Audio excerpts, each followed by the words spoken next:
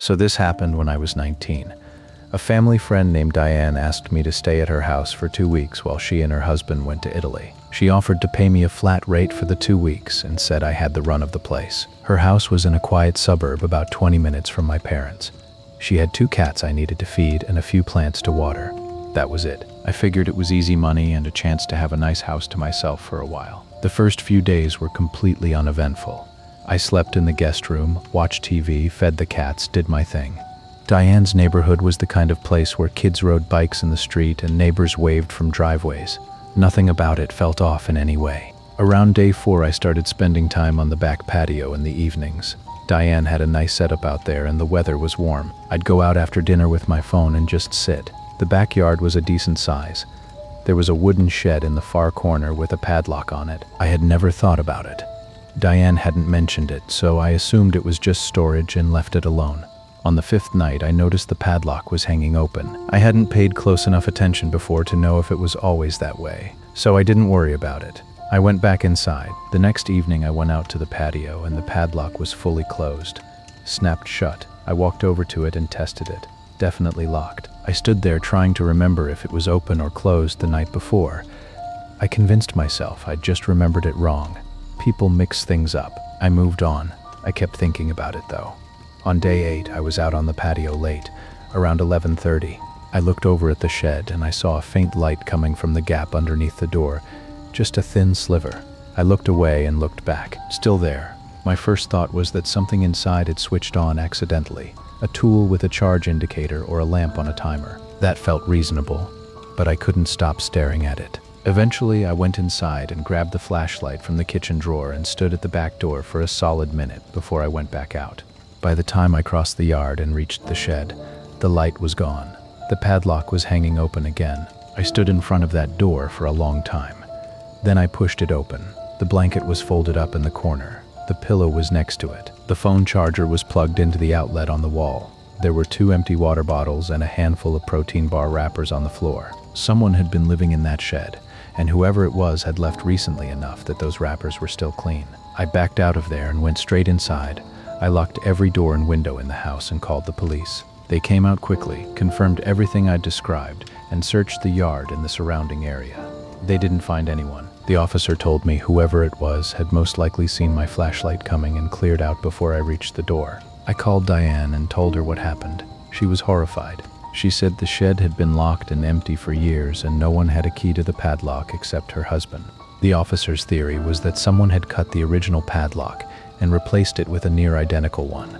That meant this wasn't spontaneous. Someone had chosen that shed deliberately and prepared it in advance.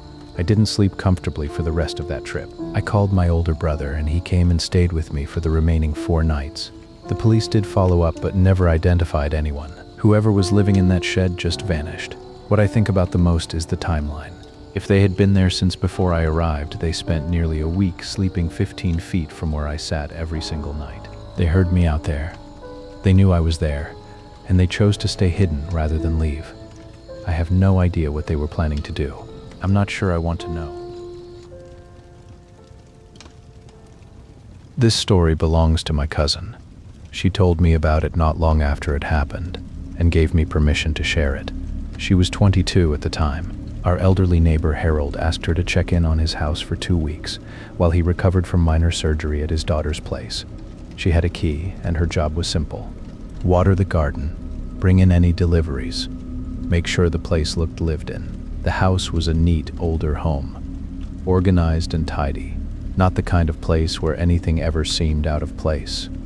For the first 4 days, she checked in each evening and left. On day 5, she decided to stay overnight since the drive back to her apartment was long and she had an early start the next morning. She slept in the guest room. Nothing about that night felt unusual. She left the next morning without thinking twice about it. When she came back the following evening, something was sitting on the kitchen counter that she didn't remember being there before. A plain white envelope. She hadn't seen it the previous days and Harold hadn't mentioned expecting anything. She left it alone and called Harold the next morning. He said he had nothing on his counter and hadn't asked anyone to leave anything. He couldn't explain it. She went back that evening and picked up the envelope. It wasn't sealed. She opened it and pulled out the contents. They were photographs, printed on photo paper. She told me she just stood there at the counter staring at them because her mind refused to immediately accept what she was seeing. They were photographs of a person asleep in bed, and then she recognized the room, and then she recognized herself. Multiple shots, taken through the window of the guest room, from outside in the dark while she was sleeping. She left the house without touching anything else and called the police from her car. Officers came out and searched the property. In the garden bed directly outside the guest room window, they found footprints in the soft dirt. Someone had stood there and taken those photos through the glass while she slept. But here's the part that the police couldn't fully resolve.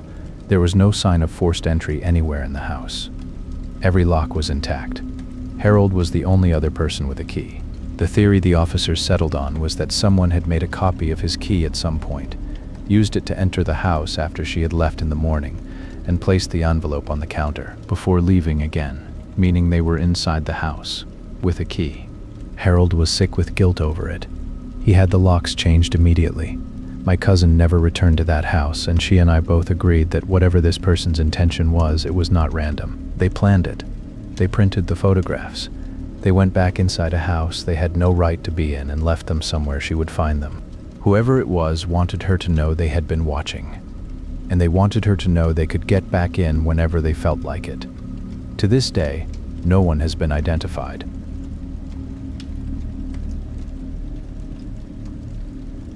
This happened when I was 26. My aunt asked me to house sit for 8 days while she visited a friend overseas. She had a comfortable house in a quiet suburban neighborhood. She had a cat, some plants, mail to take in. I brought my laptop and planned to get work done in a nicer setting than my apartment. I thought it would be a relaxed week. The first 3 days were perfectly normal.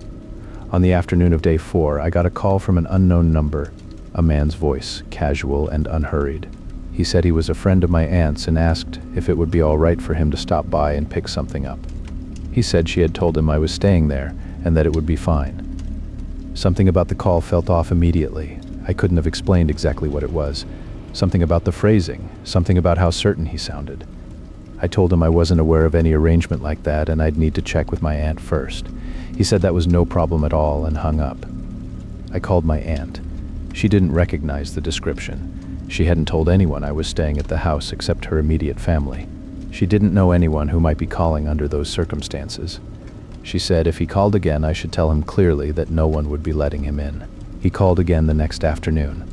I told him my aunt said she didn't know who he was and that he was not to come by. There was a pause. Then he said he was sure there had been a miscommunication and that he and my aunt went way back. His tone stayed calm throughout. I told him again not to come by and hung up. That evening I went through the entire house and checked every window and door. Everything was locked. I felt a little better after that, but not completely. Something about those calls was sitting in my chest in a way I couldn't shake. Day 6, he called again. This time he asked if my aunt had gotten back to me yet because he really needed to pick something up from the back bedroom. I stopped when he said that. The back bedroom. I had never mentioned the layout of the house to this person. My aunt hadn't directed him to any specific room. There was no reason for him to know that detail unless he had been inside that house before. I hung up and called my aunt. She told me to call the police the moment anything else happened and to keep every door and window locked. He didn't call that night. The next day I relaxed slightly. My aunt was due home the following afternoon and I told myself we were almost through it. That evening around 9 p.m. the doorbell rang. I didn't answer. It rang a second time. Then knocking, then his voice coming clearly through the door. He said he knew I was in there and just needed to grab something from the back bedroom. He said it like he was asking me to pass the salt. Completely calm. I moved to the back of the house and called 911 while he was still talking.